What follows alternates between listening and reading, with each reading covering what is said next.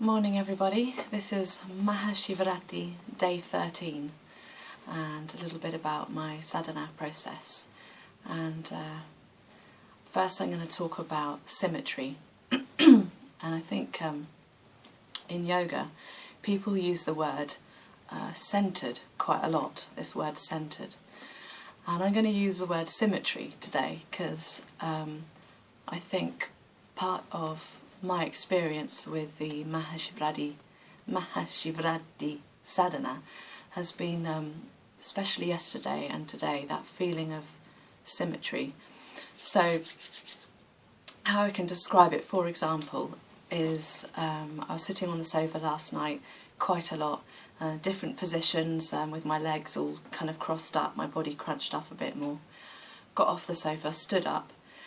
As soon as I stood up, both feet felt very grounded and even with their weight distribution, and a kind of energy and strength and this kind of physical feeling of standing there in symmetry. So neither side of my body was feeling more weighted than the other, just kind of really steady and the same on both sides.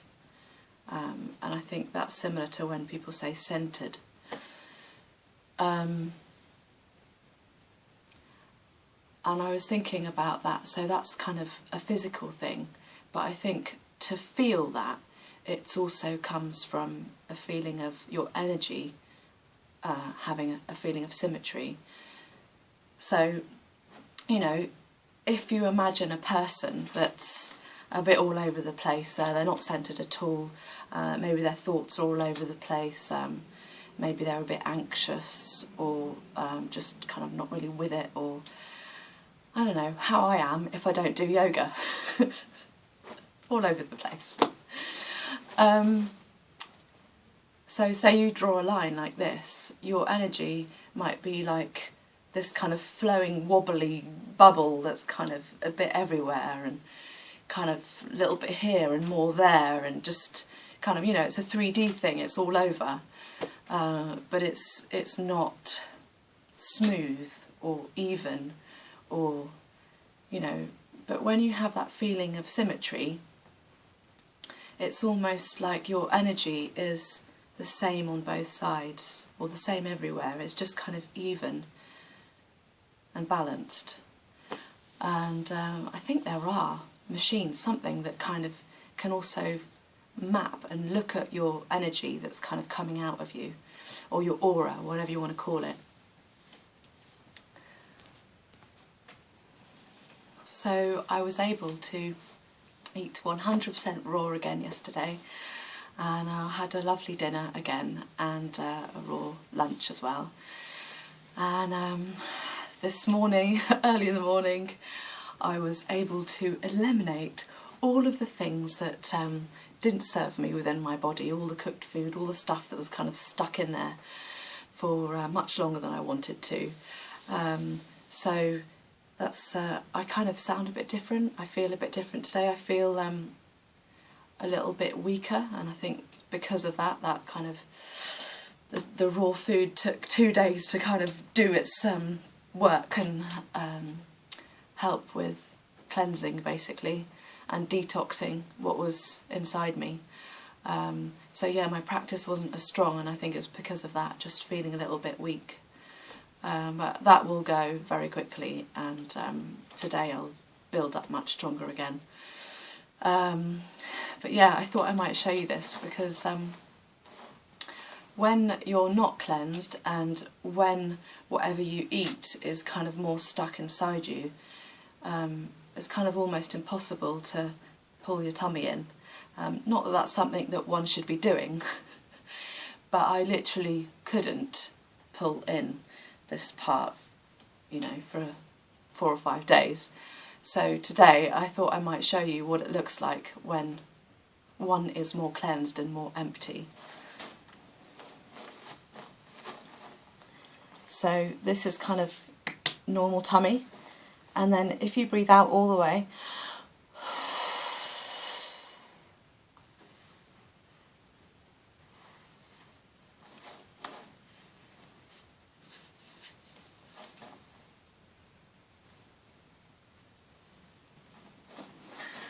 So that's something a lot of yogis do, and a lot of different yoga kind of different yogis do, not just Isha Foundation people, but when I was doing my teacher training we learned how to do that. And you're just kind of pulling in and up, and you're able to kind of get all your organs to move inwards towards you. And yeah, I wouldn't have been able to do that yesterday or the day before or the day before that. But it just shows me that, you know, I have this movement and this space. So, you know, you can see I'm not really thin, even though I am a raw yogi, and I don't eat very much, you know, I don't eat any wheat or fats that maybe other people eat, and sugar and salt and all that kind of stuff. You know, I've got a kind of normal tummy, but I'm able to suck in and up, and that kind of is an indication to me that I'm feeling good and light on the inside, and it'll affect my brain and my thoughts up here as well. I think that's why yoga is so brilliant, is because there's all these different practices, whether it's a posture or it's breathing or it's doing the sucking in thing with your stomach, or cleansing with water with a neti pot.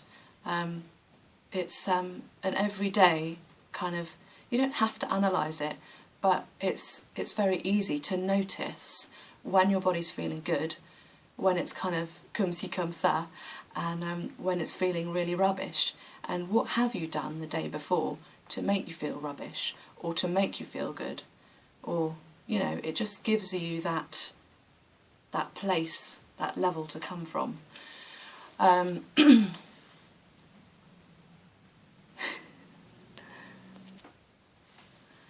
So both yesterday and today, in the final sitting quietly part of my practice, I was able to come to a place where I didn't have any thoughts. It wasn't for very long, but just for a couple of moments there were no thoughts. And what happens with me sometimes is, so say if you've got this, because your eyes are closed, right, but it's almost like you've got this cinema screen in front of you, and maybe it's white, clear and plain, okay, so that's your backdrop. But with me, sometimes I have this kind of darkness, greys or blacks coming in, almost like clouds that come across the screen. And then sometimes I might have this feeling where I don't really need to breathe very much, but then suddenly I might want to breathe, and so breathing happens, breathing in, and then afterwards I might get round circle colours like moving away from me. Yesterday I had pinks and yellows, yeah, in the past I've had all sorts of colours, and it might not just be a shape here in the centre, it might be kind of coming from all over the place, and it's kind of very active. Especially if it's really sunny and bright, it kind of affects what you see behind your eyes. Today there were less colours, but there was definitely something going on in the centre there. And actually there was a moment when it was almost like there was this really thin tunnel that I was looking through, with a little tiny light just almost moving along this tunnel. So that was a bit odd. That just maybe lasted for a quarter of a second, not very long. But yeah, so my mind isn't clear, but there weren't thoughts while that was going on. But I've spoken to other people about this colour thing and these shapes. They're a bit like thoughts, I think. It's a bit like a vibration or a thing, because there's kind of movement and there's patterns and there's colour, and it is a little bit distracting. And I can get past that. So if I do more meditation and get more clarity, I can get out the other side, and then the colours and the shapes don't come, and it's much clearer and kind of smoother, and sometimes white or just kind of a light colour. I haven't had that for a while. So yeah, I used to kind of really enjoy it, and I'd be like, "Ooh, what colours am I going to see today? What patterns are going to be created?" But I think it's not something that one needs to really focus on or attach or latch onto. It's not something like, I remember speaking to one girl about meditation and colours, and she was like, "Oh, I'd really love to see colours. I've never seen colours when I meditate." And but yeah, it's not a thing. Like, don't aim for it. Hang on. Yeah, don't aim for it. That's not the outcome. So yeah, meditation, there's all sorts of things that one could talk about, but that's where I'm at the moment with it. And lots of other things happened that were positive yesterday, and I think it just kind of shows the kind of mindset I'm in, or the flow that is happening around me in my life. And some of it is actually related to the bipolar side of me, and I've done a number of videos on my YouTube channel about my bipolar experience and the medication I take, and I do actually have about 10 videos waiting for you in France. I just didn't have time to upload them before I left. I literally did it the day before I left. Yeah, I think because I've spoken about almost every aspect relating to my bipolar experience, that Robin's sister came to me and said, "Oh, do you want to talk about it at my where I work, in my company? It's an IT business, and I don't know very much about it. I can do some research, but they work within the mental health industry, and they often have people come in talking about their experiences." So I said, yeah, why not? And in the past that would have been something that would have been way outside of my comfort zone, and too scary, or I wouldn't have been able to verbalise it. But now for me, I'm actually really excited about meeting these people and you know, getting them to see what my experience was like, and doing maybe a question and answer session, so I can really answer what the questions they have for me about it, because everyone's different and it's different for everyone. So yeah, breaking down stereotypes and all that. So that was one thing. And oh yeah, and then I spoke to Robin's mother about the possibility of meeting up with her friend who works in an organisation to do with bipolar in Bath here in the UK. And she said that I could have a chat with her about what I'd like to do in the future, and withdrawing off lithium and coming off my medication safely. She said that she might have some contacts that might know of people that I could speak to about doing it safely. So yeah, we're going to organise a meeting, and I can talk about that with her and see if there's anything positive that can come out of that for me. So yeah, it's amazing what can happen in one day. Amazing. So I'm really happy with how things are going. And yeah, tomorrow I'm meeting up with one of my amazing friends who lives in England, and I can't wait to meet up with her and talk with her about my 6 months of moving to France and what that's been like for me, because she always loves to ask me so many questions, and I can't wait to catch up and see what her life has been like for her, because we haven't spoken very much in that time. But yeah, I've noticed that in England, especially because we're on holiday and we're meeting people that we haven't seen for ages, there's an awful lot of talking that goes on.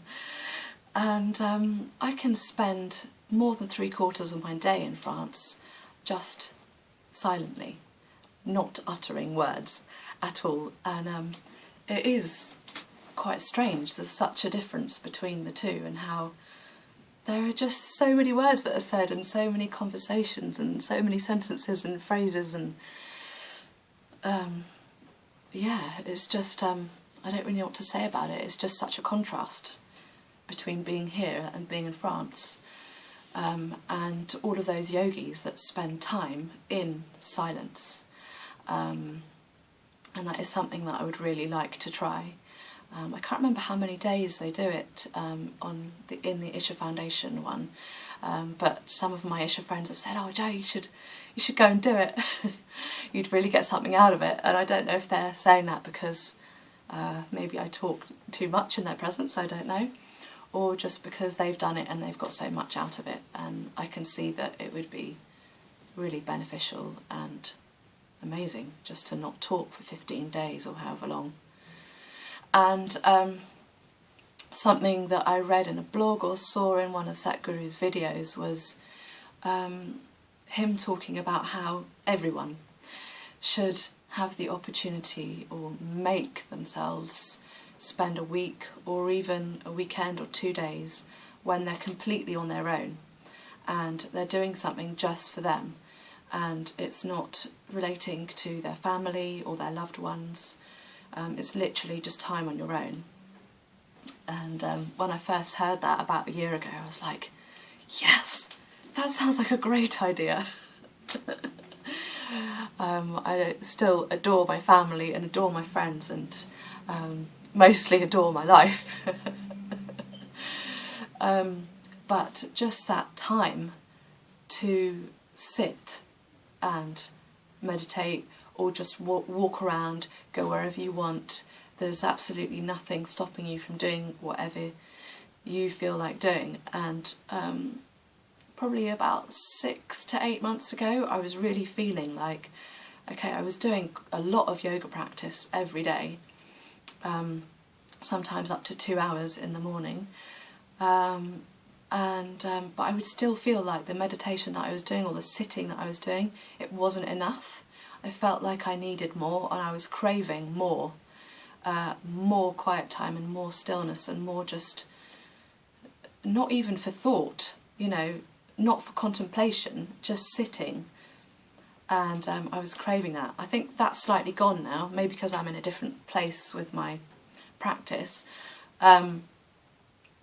But for me, the idea of walking up a Pyrenean mountain in the summer with a sleeping bag and some food and some water and walking lots and just soaking in my surroundings and you know, the weather conditions, whatever might come, and waking up with the sun and going to sleep when it goes dark, and just having all of that fresh air, and then just sitting and meditating whenever I want to, and doing my yoga practice in the open like that. For me, just sounds like absolute bliss. So my plan is to go up Friday afternoon, sleep Friday night, sleep Saturday night, and then come down on the Sunday and just be within nature and see La Chaîne de la Pyrénées, all of the range of mountains there, and just feel the immensity and feel just how tiny and small and insignificant I am with those amazing views, because I think that's really important. Like right now, I've got this kind of bank coming up in front of me, and then there's the road and the cars, and then the clouds are really close and everything's quite close and on top of you, because I'm, you know, here in suburbia, and I love it when you've just got, you're standing or sitting on top of a mountain, it drops away, and then you've got that humongous, vast distance ahead of you, and you can see into Spain and another country just for miles and miles and miles. And it's just an amazing feeling. There's this walk we've done a number of times now, and it takes a while to get up to the top where you see that view, and you get up there and it takes your breath away. It really does. I just stand there and I just kind of flabbergasted for a while. It just hits you. You just suddenly, you see it and you're there and you're kind of on the edge and it's all in front of you there like that. And I think some people feel the same thing when they're standing in front of the sea, and you've just got the waves and you've got the power of the water and all that movement, and then just the horizon, which is only about 5 miles away when you're standing on the seashore. But it feels, you know, immense because it's spreading out across you like this. And I love that. And that's one of the reasons why I wanted to see the mountains every day from my garden, and to experience that every day, just feel that I am just this tiny thing on this planet, and there are much bigger things out there than me, and yeah, I think that's really important to remember. And it's very easy to forget when you're in a town, or living in a flat, or in suburbia, or you don't get out and walk with nature very much, and you don't feel the grass under your feet, and you don't feel the breeze on your face, and you don't touch a tree or feel a leaf or look at a flower that's completely natural, or touch the soil. We were talking about that last night, how touching soil is just so healing.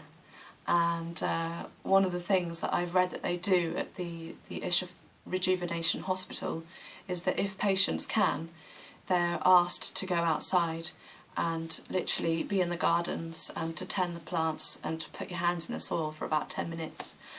If I remember that rightly, please tell me if I'm wrong. But that in itself, that just kind of grounding of putting your hands and your feet in the earth is just so important for healing. And Robin's dad was talking about how, you know, I mean, I've done it consciously, and I've wanted to move to a country where I could put the money that we had into a house and into a garden and into land where I could be within nature, rather than being in a 2-bedroom flat in Wokingham, which is where I was. You know, it does totally change you, and it is so healing. I don't know if I said that yesterday, but just taking myself to a tree when I could was so important when I was living in a flat, and just feeling that energy.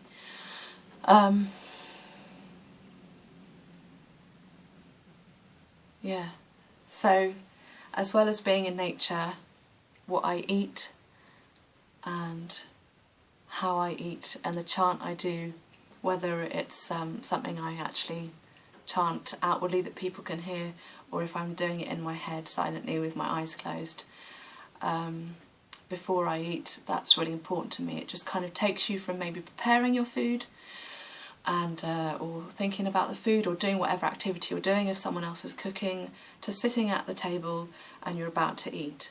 And it's just kind of transferring from one activity to the other. It just kind of brings you to that place ready to eat. Yeah. Anyway, I'm rambling. And I'm feeling really empty now and extra hungry. I'm going to have to wait. It's about 10:30 now, I think. So about an hour and a half to go. So I hope that my Mahashivratri Day 13 has been interesting for you. And if you want to continue with my stories and my experiences, it's my personal experiences, and I'm not suggesting that what I'm feeling or what I'm thinking is anything that you should be going through, because everyone that does Mahashivratri Sadhana is going to be experiencing it differently to me, because we are all unique and at different places in our life and different places with our yoga practice and yeah, experiences. So please do subscribe to my channel and press the like button, and I will put in a couple of links below relating to blog posts that Satguru's written about food, and possibly about being in touch with soil and the earth and nature, and things he's written about that, because it's all really interesting. Thank you very much. Bye bye.